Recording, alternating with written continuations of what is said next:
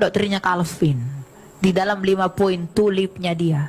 Jadi total depravity, limited autonomous perseverance science, ketentuan orang kudus. Jadi itu apakah meniadakan free will? Gini, predestinasi itu bukanlah program Tuhan. Bukan. Jadi predestinasi kan ada orang dipilih masuk neraka, ada double predestination, ada single predestinasi gitu kan. Jadi bukan Tuhan paksa orang untuk masuk surga, Tuhan paksa orang untuk masuk neraka. Itu bukan predestinasi, bukan begitu.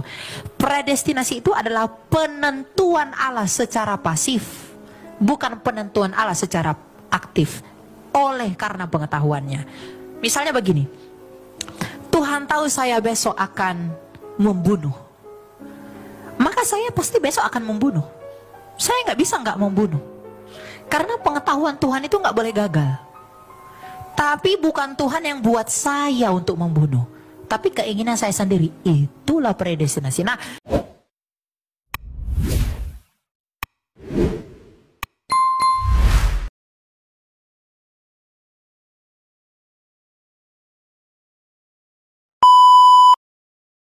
teman-teman yang terkasih dalam nama Tuhan, pada kesempatan ini saya mau membahas apa yang disampaikan oleh Elia Myron itu, yang mengatakan bahwa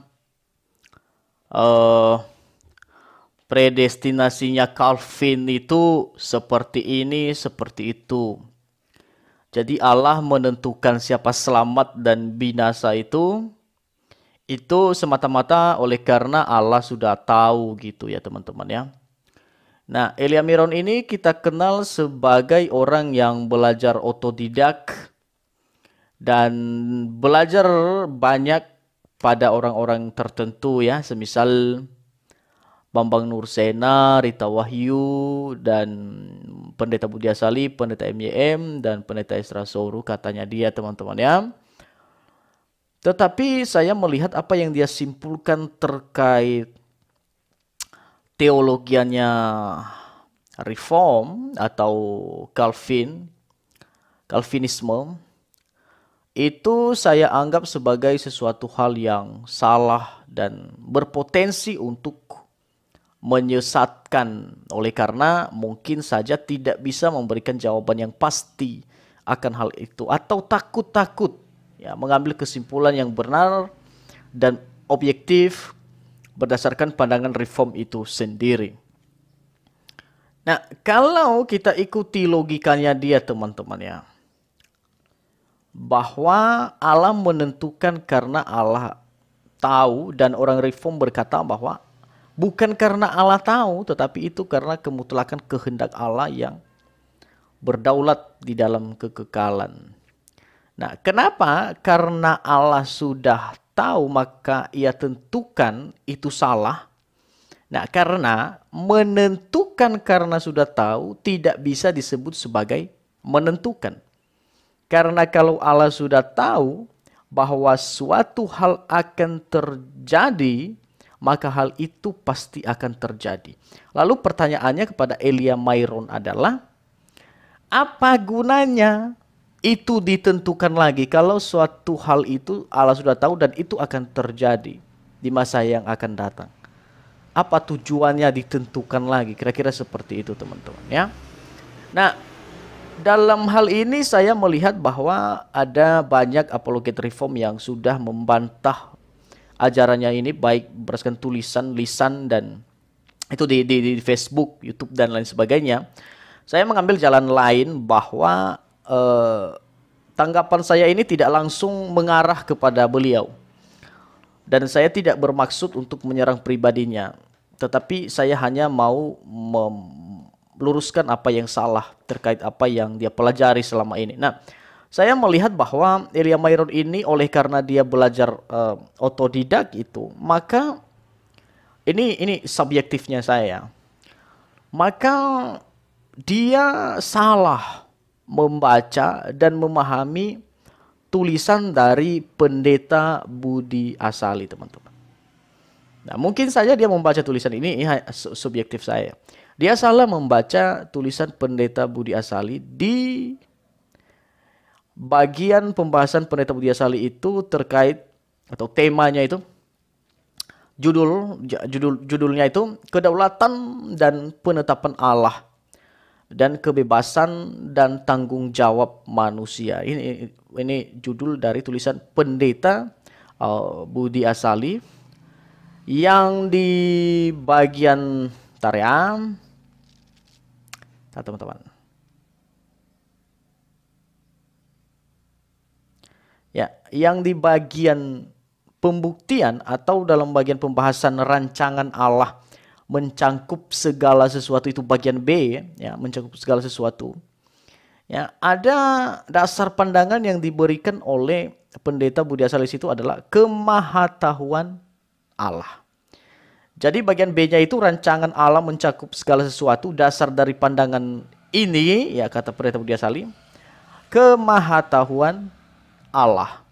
Nah, mungkin itu yang salah dipahami oleh Elia Myron, teman-teman. Sehingga menggunakan kemahatauan Allah itu sebagai dasar untuk mengatakan bahwa rancangan Allah mencangkup segala sesuatu itu dalam menentukan segala sesuatu itu juga adalah kemahatauan Allah. Jadi dia mengambil argumen sebagian dari tulisan Pendeta Budi Asali, walaupun salah, dan dia mengambil penjelasan lain dari teologinya. Saya tidak tahu juga dari mana itu, teman-teman. Nah, saya rasa seperti itu dia salah memahami tulisan dari Pendeta Budi Asali itu, teman-teman. Padahal tujuan dari tulisan itu bukan seperti itu, teman-teman. Bukan mau mengatakan bahwa ya pengetahuan Allah itulah yang menentukan ya segala sesuatu dari mulanya, dari minus tak terhingga itu, teman-teman. Bukan. Nah, tujuan dari tulisan itu mau mengatakan bahwa Allah menentukan, tapi kalau berangkat dari pengetahuan Allah, maka segala sesuatu yang sudah ya dan akan terjadi, baik dan buruk sesuai pandangan manusia, pasti akan terjadi. Tetapi Allah tidak pernah mengubah ketetapannya, oleh karena Allah sudah menentukan dari semula. Nah, artinya apa di situ? Artinya bahwa ketika seorang berkata bahwa Allah pasti sudah tahu apa yang akan terjadi. Tapi kenapa Allah tidak mengubahnya? Itu karena Allah menentukan itu dari semula, teman-teman. Jadi kira-kira seperti itulah penjelasan lebih lanjut dari tulisan itu. Bukan mau mengatakan bahwa Allah menentukan karena dia sudah tahu. Atau dasar penentuan Allah itu adalah kemahatauannya itu sendiri. Saya rasa itu bukan logika yang dibangun atas dasar tulisan Pendeta Budi Asali. Nah, itu teman-teman yang saya mau katakan, bahwa mungkin saja Elia Myron ini salah menafsir tulisan itu.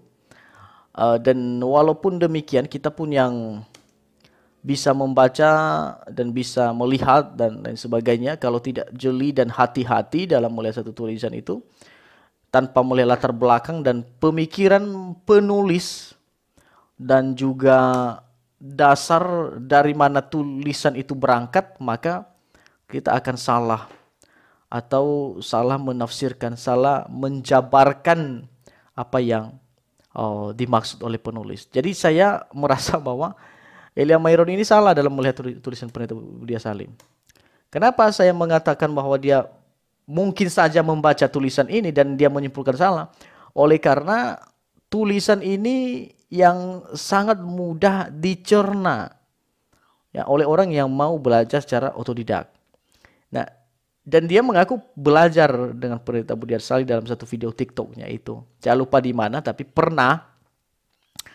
Dan saya berkesimpulan secara objektif bahwa dia memang salah dan pernah membaca tulisan ini dan salah dalam melihat dan menyimpulkan apa yang dimaksud oleh Pendeta Budi Asali dalam tulisan ini, teman-teman.